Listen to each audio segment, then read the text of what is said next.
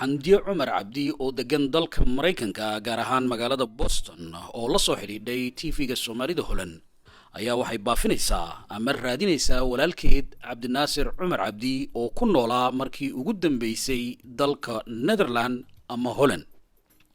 xamdiye cumar cabdi waxay sheegtay in walaalkeed Cabdinaasir Cumar Cabdi markii ugu dambeysay sanadku markuu ahaa 2017 uu deganaa magaalada Utrecht.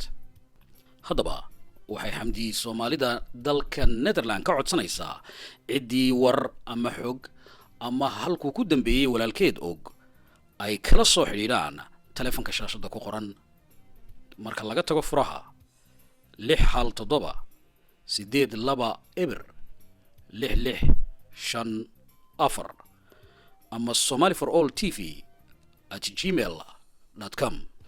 Cabdinaasir Cumar Cabdi oo sawirkiisu shaashada idinka muuqda daawadayaal reerkiisu waa Hawiye Baadicadde wuxuuna ku noolaa dalka Netherland tan iyo 1997.